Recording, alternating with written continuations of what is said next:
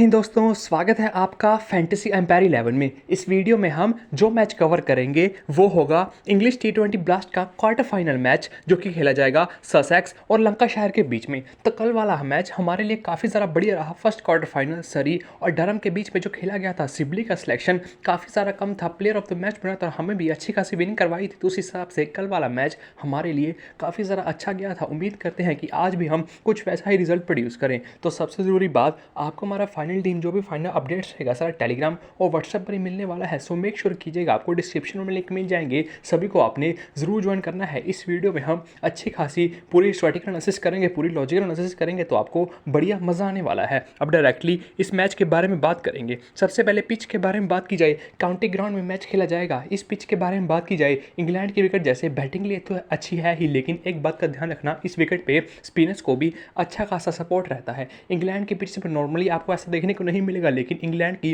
कुछ पिचेज ऐसी जरूर है जहां पर स्पिनर्स को भी अच्छा खासा सपोर्ट रहता है। तो यहां पर बैट्समैन को भी सपोर्ट रहेगा, एज वेल एज बॉलर्स में स्पिनर्स को भी काफ़ी ज़्यादा सपोर्ट रहने वाला है। तो उस हिसाब को आपको थोड़ी बैलेंस टीम लेकर चलनी है। ऐसा नहीं है कि आपको अपनी टीम में most of the time batters he consider करने हैं। आज आपको प्रॉपर बैलेंस टीम लेकर चलनी है, इवन की स्पिनर्स को भी सिंपली अपनी टीम में कंसीडर करना है। मैं आगे विद नंबर्स आपको सारा कुछ दिखाने वाला हूँ कि स्पिनर्स इतने ज़्यादा इंपॉर्टेंट क्यों है। ओवरऑल अभी के लिए पिच रिपोर्ट यही है कि आपको बैट्समैन और स्पिनर्स दोनों को अपनी टीम में कंसीडर करना है। सो आपको पूरी बैलेंस टीम लेकर जानी है। आपको ऐसा नहीं है कि आपको सिर्फ बैटर्स को ही अपनी टीम में कंसीडर करना है। अब जो रिसेंट मैचेस इस पिच पर खेले गए हैं, आज देख लो 4 सितंबर है, सो उससे पहले फर्स्ट क्लास मैच का खेला गया था जो 29 अगस्त से 1 सितंबर के बीच में खेला गया था। तो बिल्कुल ही रिसेंट मैच है। उसके बारे में बात की जाए, ससेक्स ने 607 रन कर दिया था और पारी डिक्लेयर कर दी, और जब बारहवीं डर्बीशायर बैटिंग करने आई वो केवल 290 और 258 ही कर पाई। तो उस हिसाब से बैटिंग में भी अच्छे खासे रन बने हैं। वहीं विकेट्स के बारे में बात की जाए, टोटल 28 विकेट्स गिरी, जिसमें से 13 विकेट पेसर्स ने ली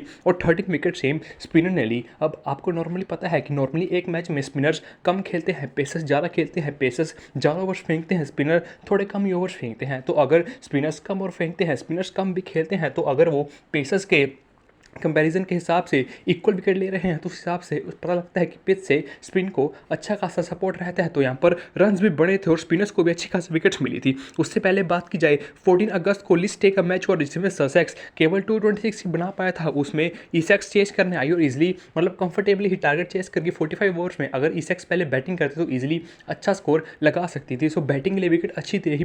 विकेट्स के बारे में बात की जाए, 14 में से 9 विकेट पेसर्स ने ली, केवल और केवल 3 विकेट स्पिनर ने ली। इसलिए क्योंकि इस पिच पे स्पिनर्स ने कम विकेट इसलिए ली इस मैच में, मतलब क्योंकि इस मैच में स्पिनर्स खेले ही नहीं थे। जब मैंने स्कोर कार्ड देखा तो पूरा, तो टीम में स्पिनर्स खेल ही नहीं रहे थे, कोई प्रॉपर स्पिनर था ही नहीं। थोड़े बहुत पार्ट टाइमर थे, उन्होंने ही थोड़ी बहुत बॉलिंग करवाई थी, बाकी सारी मेन बॉलिंग पेसर्स ने ही करवाई थी। तो उस हिसाब से तभी यहाँ पर स्पिनर्स को विकेट नहीं मिला। ऐसा नहीं है कि स्पिनर्स ने अच्छी खासी बॉलिंग करवाई उनको विकेट नहीं मिला, स्पिनर्स इस मैच में खेले ही नहीं तो इनको विकेट नहीं मिला। उससे पहले 11 अगस्त को जो मैच हुआ था, सरी 242 पर ऑल आउट हो गया था, ससेक्स उसको इजीली टारगेट को चेस कर गया। उसके बारे में बात की जाए, 14 विकेट्स गिरी, जिसमें से 6 पेसर्स ने ली और 7 स्पिनर्स ने ली। तो उस हिसाब से बैटिंग के लिए अच्छा विकेट है। बॉलर्स में स्पिनर्स को भी ग्राउंड से अच्छा खासा सपोर्ट रहता है। तो उस हिसाब से आपको आज पूरी बैलेंस टीम लेकर चलनी है। सो हमने पिच रिपोर्ट के बारे में इन डिटेल डिस्कस कर लिया है। अब हम डायरेक्टली टीम्स के बारे में बात करेंगे। सबसे पहले ससेक्स के बारे में बात की जाए तो इनका प्लेइंग 11 कुछ इस तरह का रहने वाला है। वार्ड और ह्यूग्स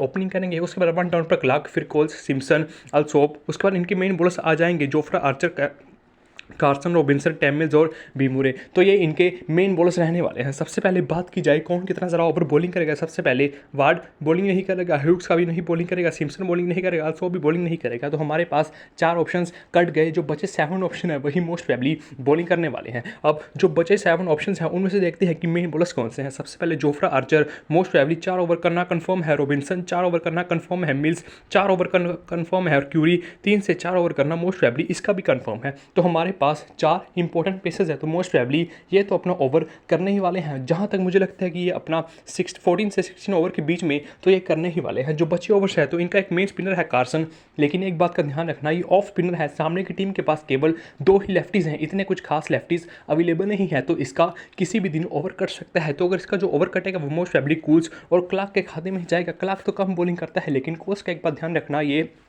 लेफ्ट आर्म ऑर्थोडॉक्स है जो कि राइटिस्ट को ज़्यादा बॉलिंग करता है, तो मुझे लगता है कि इस मैच में कार्सन का अच्छा खासा ओवर्स कर सकता है। वो ओवर जो है वो कूल्स के खाते में जा सकता है। बाकी जो पेसर्स हैं मोस्ट प्रोबेबली वो तो सारे ओवर करने ही वाले हैं। अगर किसी पेसर को ओवर कटेगा तो मोस्ट प्रोबेबली क्यूरी का ही कटेगा। मिल्स, रॉबिन्सन और आर्चर मोस्ट प्रोबेबली पूरे ओवर कन्फर्म ही करेंगे। तो इनका बॉलिंग ब्रेकअप कुछ इस तरह का रहने वाला है। प्लेयर स्टेट्स के बारे में बात की, सबसे पहले वार्ड ओवरऑल 23 के एवरेज है, 36 मैचेस में खेल चुका है। एवरेज डिसेंट है, ना इतना ज़्यादा अच्छा ना इतना ज़्यादा खराब as compare to domestic matches के हिसाब से तो एवरेज ठीक है। लेकिन रीसेंट फॉर्म के बारे में बात की जाए वो डिसेंट चल रहा है। 56, 39, 15, 17 और 39। सो लास्ट 5 मैच में 3 इनिंग्स में परफॉर्म किया है, तो इसका रीसेंट फॉर्म डिसेंट चल रहा है। जरूर ट्राइबल रहेगा। उसके बाद इसके साथ ड्यूक ओपनिंग करने आएगा। 30 का एवरेज है, 120 मैचेस खेल चुका है, बीबीएल में भी खेलता है। आपने देखा है हम बीबीएल कवर करते हैं तो इसको रेगुलरली अपनी टीम में कंसीडर करते हैं। Recent form 45, 96 not out 13। So recent form impressive है। ओवरऑल ये प्लेयर भी अच्छा है, धीरे खेलेगा, टिक कर खेलेगा, ज़्यादा मारने को जाता नहीं है, तो ओवरऑल आपकी टीम के लिए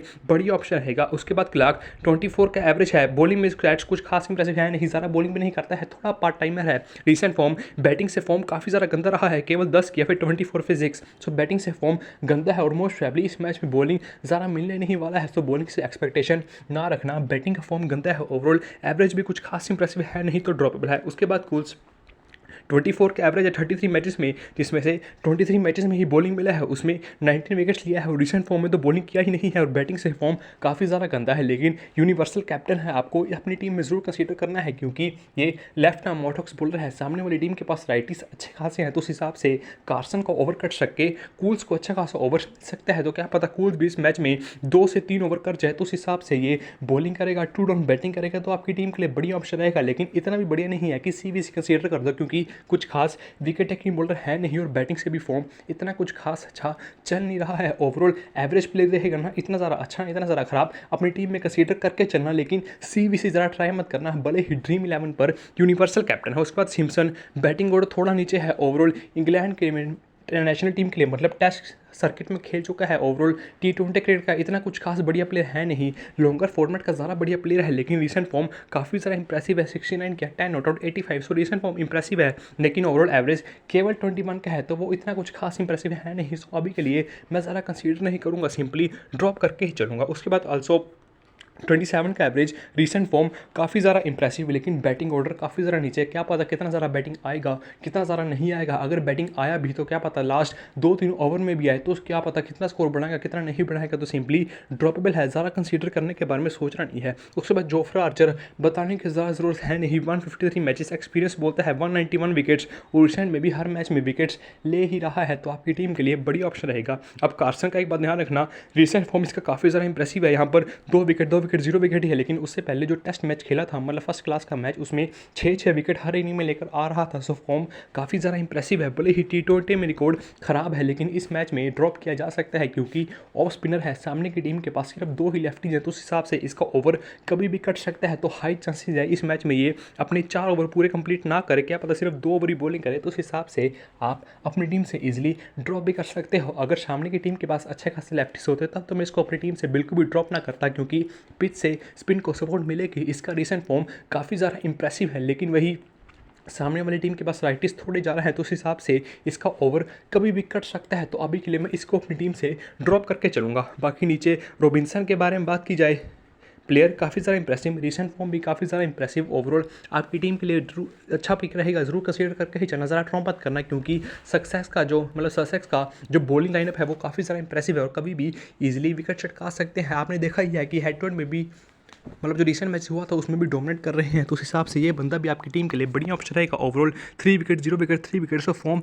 इंप्रेसिव है। उसके बाद mills premium death bowler, drop मत करना, 229 मैचेस एक्सपीरियंस अच्छा खासा है, 286 विकेट ले चुका है। रिसेंट मैचेस में भी हर मैच में विकेट लेके आ ही रहा है, केवल एक मैच में विकेट नहीं लिया, लास्ट 5 मैच में नहीं तो 3 विकेट्स भी ले रहा है। तो उस हिसाब से ज़्यादा ड्रॉप मत करना, अपनी टीम में कंसीडर करके ही चल रहा है। उसके बाद बी क्यूरी, इसका ओवर कट सकता है क्योंकि 4th मेन पेसर है, अगर ओवर कटेगा तो मोस्ट प्रोबेबली इसी का कटने वाला है। लेकिन ओवरऑल इसका परफॉर्मेंस इंप्रेसिव रहा है, 22 मैचेस में 29 विकेट्स है और रिसेंट में भी हर मैच में विकेट लिया ही लिया है, तो ऑब्वियसली आपकी टीम के लिए बड़ी ऑप्शन रहेगा। कम से कम ये मोस्ट प्रोबेबली 3 ओवर तो करेगा ही, अगर इसने बॉलिंग अच्छे खासे करवा दी तब तो ये 4 ओवर भी कर सकता है, लेकिन मोस्ट प्रोबेबली 3 ओवर तो करने ही वाला है। अगर ओवर कटेगा भी तो एक आधा ओवर ही कटेगा, ज़्यादा ओवर्स कटने का उम्मीद है नहीं। तो हमने सक्सेस के बारे में बात कर ली है। अब बेंच प्लेयर्स के बारे में बात की जाए तो इनके पास 4 बेंच प्लेयर भी हैं। बेंच प्लेयर भी सभी के स्टैट्स आप इजीली वीडियो पोस्ट करके देख लेना, अगर कोई खेलता है तो आपको अच्छे खासी इन्फॉर्मेशन मिल जाएगी, सभी का स्टैट्स भी और ओवरऑल रिसेंट फॉर्म भी डिस्कस किया है। अब हम बात करेंगे लैंकाशायर के बारे में। सो लैंकाशायर के बारे में बात की जाए, इनका प्लेइंग 11 कुछ इस तरह का रहने वाला है। हाईली डिपेंडेंट केवल और केवल 2 प्लेयर भी है, जो कि पहला फील्ड शॉट, पता है आपको आईपीएल में केकेआर के लिए का कमाल का परफॉर्मेंस किया है, उसके बाद वन डाउन लिविंगस्टोन, इन 2 के प्लेयर के ऊपर ही लैंकाशायर टीम डिपेंडेंट करती है। अगर ये दोनों कुछ खास परफॉर्मेंस नहीं दिए तो लैंकाशायर इस मैच में पक्का हारने वाली है, लेकिन अगर ये दोनों प्लेयर्स चल गए तो अपने बलबूते पर ही लैंकाशायर को विन भी करवा सकते हैं। लेकिन सक्सेस का जो बॉलिंग लाइनअप है वो काफ़ी ज़्यादा इंप्रेसिव है, तो इनका फ्लॉप होने का भी चांसेस अच्छा खासा है, क्योंकि दोनों ही पावर हिटर है, धीरे टिक कर नहीं खेलेंगे, अंधाधुन हिटिंग ही करेंगे, तो उस हिसाब से कभी भी आउट हो सकते हैं। लेकिन अगर लैंकाशायर को जीतना है तो इन दोनों को परफॉर्म करना ही पड़ेगा। सो इनका प्लेइंग इलेवन कुछ इस तरह रहेगा। साल्ट और वेल्स ओपनिंग करेंगे, फिर लिविंगस्टोन, जेनिंग्स, हर्स्ट, डॉकलर रहेंगे। उसको मेन बॉलर्स के बारे में बात की जाए, क्रॉफ्ट, स्पिनवेल, हार्टली, वुड और महमूद इनके बॉलर्स रहेंगे। सबसे पहले इनके मेन बॉलर्स के बारे में बात की जाए, Luke Wood most probably 4 over करना कन्फर्म है, महमूद 4 ओवर करना मोस्ट प्रोबेबली कंफर्म ही रहता है। तो यही 2 बॉलर हैं जिनका 4 ओवर करना कंफर्म है, बाकी किसी का भी 11 ओवर करना कंफर्म नहीं है। एक बात का ध्यान रखना, मैं आपको पीछे करके दिखा दूं, ससेक्स की जो टीम है इनके पास लेफ्टीज अच्छे खासे हैं। वार्ड लेफ्टी है, ह्यूग्स लेफ्टी है, क्लर्क भी लेफ्टी है, सिम्सन लेफ्टी है, स्लोप भी लेफ्टी है, तो इनके पास अच्छे खासे लेफ्टीज है। केवल और केवल कोल्स एक राइटी है, तो सामने वाली टीम का ऑफ स्पिनर आपकी टीम के लिए बढ़िया ऑप्शन रहेगा। अब लैंकाशायर का ऑफ स्पिनर देखें, एक तो वेल्स है, एक लिविंगस्टोन ऑफ स्पिन बॉलिंग अच्छी खासी करता है, और एक क्रॉफ्ट है। क्रॉफ्ट को ज़रा बॉलिंग मिलता नहीं है, तो इसको तो सिंपली अपनी टीम में ज़रा कंसीडर करके मत चलाएं, लेकिन लिविंगस्टोन और वेल्स दोनों ही बॉलिंग कर सकते हैं। और एक बात का ध्यान रखना, हार्टली इनका मेन स्पिनर जो कि लेफ्ट आर्म ऑर्थोडॉक्स बॉलर है, जो कि राइटिस को ज़रा बॉलिंग करवाते हैं, लेकिन सामने वाली टीम के पास राइटी है ही नहीं, तो उस हिसाब से इसका ओवर कभी भी कट सकता है। तो क्या पता इस मैच में केवल 1 से 2 ओवर बॉलिंग करे, इसको ज़्यादा बॉलिंग मिले भी ना। सेम गोस फॉर डॉकरल, ये भी लेफ्ट आर्म ऑर्थोडॉक्स बॉलर है, तो ऐसा भी हो सकता है कि इसको भी ज़्यादा बॉलिंग ना मिले, ये भी सेम 1-2 ओवर ही बॉलिंग करे। तो उस हिसाब से वुड और महमूद में मांग के चलो, ये तो पूरे 4 ओवर कंफर्म करने ही वाले हैं, तो उस हिसाब से 8 ओवर हमारे पास यहाँ पर हो गए। वेल्स और लिविंगस्टोन को भी अच्छा खासा बॉलिंग करना चाहिए, तो मोस्ट प्रोबेबली आपको ये भी 6 से 7 ओवर मिलकर तो कम कम दे ही देंगे। जहाँ तक मुझे लगता है लिविंगस्टोन को 4 ओवर कंफर्म करना ही चाहिए, तो उस हिसाब से 15 ओवर यहाँ पर हो गए। जो बचे 4-5 ओवर है मोस्ट प्रोबेबली स्पिनविल, हार्टली सब मिलकर आपस में ही करेंगे, तो इनका बॉलिंग डिवाइडेशन कुछ इस तरह का रहने वाला है। ओवरऑल इनके मेन बॉलर्स ल्यूकवुड, शाकिब महमूद और लिविंगस्टोन रहेंगे। इन तीनों को आप अपनी टीम में ट्राई हो सके तो कंसीडर करके मतलब जरूर चलना। ओवरऑल इनके प्लेयर स्टैट्स के बारे में बात की जाए, Phil Salt needs no introduction, केकर के लिए कमाल का परफॉर्मेंस रहा था। इंग्लैंड का भी मतलब रेगुलर स्टार्टर ही है, तो ऑब्वियसली आपकी टीम के लिए मस्ट रहेगा। इवन कि सीबीसी का भी बढ़िया ऑप्शन रहेगा, एक्सपीरियंस काफ़ी ज़्यादा अच्छा है, प्लेयर भी काफ़ी ज़्यादा इंप्रेसिव है। रिसेंट फॉर्म में भी 12 से पहले 61, 58, 34, 40 जैसे अच्छे खासे नॉक्स आए हैं। सो लास्ट 5 में से 4 मैचेस में परफॉर्म किया है, तो आपकी टीम के लिए मस्ट रहेगा। इवन की बंदा सीबीसी का बढ़िया ऑप्शन रहेगा। उसके बाद वेल्स केवल और केवल 18 का ही एवरेज है, लेकिन 63 मैचेस में 46 इनिंग्स में बॉलिंग करवाया है, 36 विकेट्स भी लिया है। और एक बात का ध्यान रखना, ऑफ स्पिनर है, सामने लेफ्टीज अच्छे खासे हैं, तो इसका इस मैच में बॉलिंग करने का चांसेस काफ़ी ज़्यादा इंप्रेसिव रहेगा। 53 का 14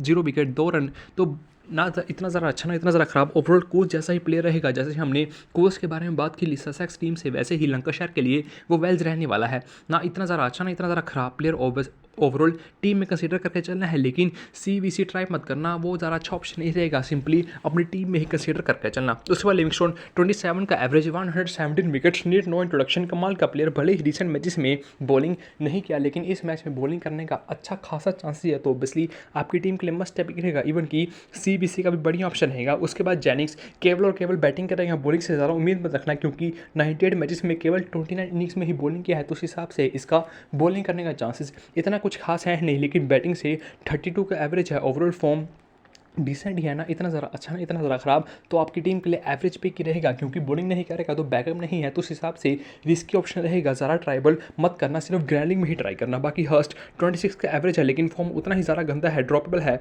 डॉकरल अब बॉलिंग एडवांटेज थोड़ा रहा नहीं, क्योंकि लेफ्ट आर्म ऑर्थोडॉक्स बॉलर है, सामने की टीम के पास राइटीज़ कुछ है नहीं, तो उस हिसाब से मोस्ट प्रोबेबली 1 से 2 ओवर बॉलिंग करने का तो बॉलिंग एडवांटेज जा चुका है। बैटिंग ऑर्डर काफ़ी ज़्यादा नीचे है, भले ही रिसेंट फॉर्म में बैटिंग से अच्छा खासा परफॉर्मेंस रहा है, 41-45 का नॉक्स खेला है, लेकिन फिर भी कुछ बैटिंग से मुझे इतना कुछ खास एक्सपेक्टेशंस है नहीं, तो अभी के लिए इसको मैं टीम से ड्रॉप करके ही चलूँगा। बॉलिंग कंफर्म नहीं है कितना करेगा, तो सिंपली ड्रॉप ही करके चलूँगा। अब क्रॉफ्ट ऑफ स्पिनर तो है, लेकिन रिसेंट मैचेस में बॉलिंग बिल्कुल भी नहीं किया, और एक बात का ध्यान रखना, कम लगभग 250 मैचेस खेल चुका है, जिसमें से केवल और केवल 136 मैचेस में बॉलिंग किया है, तो रेगुलर बॉलर नहीं है, पार्ट टाइम बॉलर ही है। लैंकाशायर के पास पहले ही बॉलर्स हैं, तो उस हिसाब से ज़रूरी नहीं है कि इसको बॉलिंग मिलेगा ही, और रिसेंट में भी इसने बॉलिंग किया नहीं है, तो बैटिंग ऑर्डर काफ़ी नीचे है, बॉलिंग मिलेगा नहीं, तो सिंपली कंसीडर करने का सवाल बनता नहीं है। अब स्पिनविल उसका कुछ खास बढ़िया प्लेयर नहीं है, 7 मैच में केवल और केवल 5 विकेट, रीसेंट फॉर्म भी कुछ खास इंप्रेसिव है नहीं, ड्रॉपेबल है। टॉम हार्टली ये भी कुछ खास विकेट टेकिंग बॉलर है नहीं, इस मैच में इसको ओवर्स भी कट सकता है, मोस्ट प्रोबेबली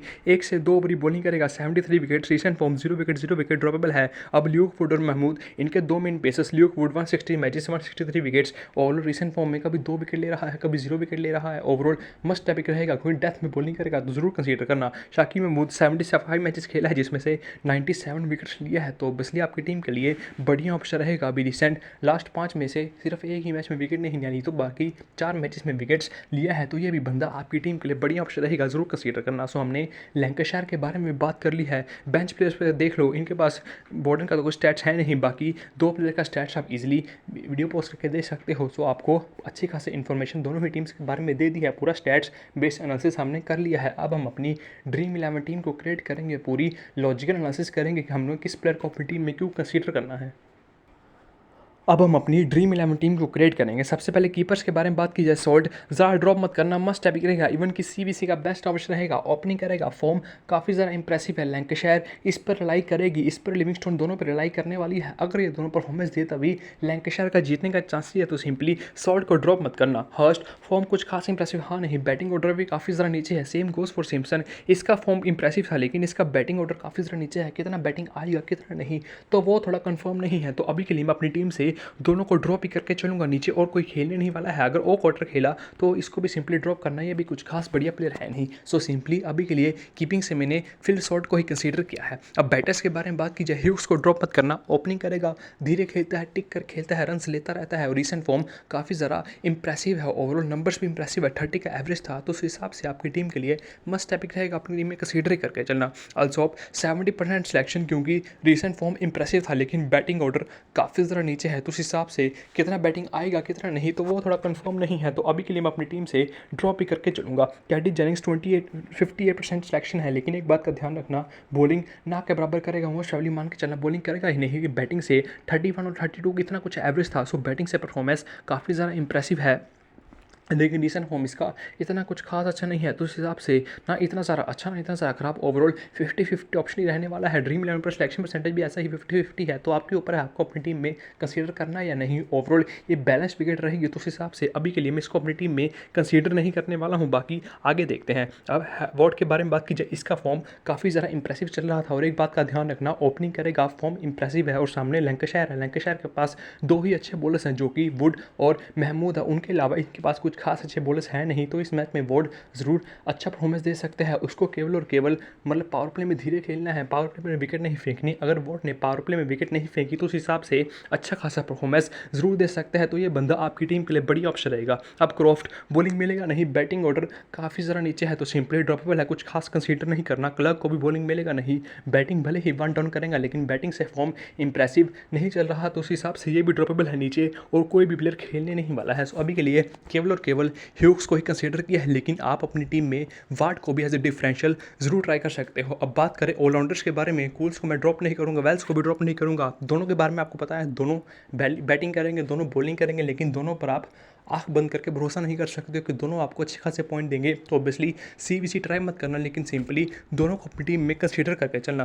ग्रीन तो खेलेगा नहीं, बाकी लिविंगस्टोन 50% सिलेक्शन, लेकिन ड्रॉप मत करना, सीबीसी का बेस्ट ऑप्शन, 1 डाउन बैटिंग करेगा, 3 से 4 ओवर कंफर्म बॉलिंग करेगा ही करेगा, तो उस हिसाब से मस्ट हैप्पी रहेगा, आपको ज़रा ड्रॉप करना नहीं है। लैम खेलेगा नहीं, डॉकरोल बॉलिंग करने का चांसेस थोड़ा कम है, बैटिंग ऑर्डर काफ़ी ज़्यादा नीचे है तो ड्रॉपेबल है नीचे, और कोई भी प्लेयर खेलने नहीं वाला है तो सिंपली ऑलराउंडर्स अभी के लिए मैंने 3 ही अपनी टीम में कंसीडर किया है। बॉलर्स के बारे में बात की जाए, मिल्स ड्रॉप मत करना, सबसे पहले ससेक्स के मेन बॉलर्स को ड्रॉप मत करना। सो अभी के लिए मिल्स, रॉबिन्सन, जोफ्रा आर्चर और क्यूरी सभी को अपनी टीम में कंसीडर करके ही चुनूंगा। तो ससेक्स के सारे मेन बॉलर्स को अपनी टीम में कंसीडर किया है क्योंकि ससेक्स का बॉलिंग लाइनअप काफ़ी ज़्यादा इंप्रेसिव और लैंकाशायर केवल साल्ट और लिविंगस्टोन पर रिलाई करती है। अगर वो दोनों आउट हो गए तो उस हिसाब से ससेक्स के बॉलर्स अच्छी खासी धूम मचा सकते हैं क्योंकि बाकी इनके बैटर्स इतने कुछ खास इंप्रेसिव है नहीं। अब बाकी जो लैंकाशायर के 2 मेन बॉलर्स हैं, 2 डेथ बॉलर्स हैं, लीगफुट और महमूद, इन दोनों को अपनी टीम में कंसीडर करूंगा। अगर लैंकाशायर पहले बैटिंग करती है, मतलब पहले बॉलिंग करेगी तो अपनी टीम में पक्का ही कंसीडर करूंगा, तब तो ड्रॉप नहीं करूंगा। लेकिन अगर लैंकाशायर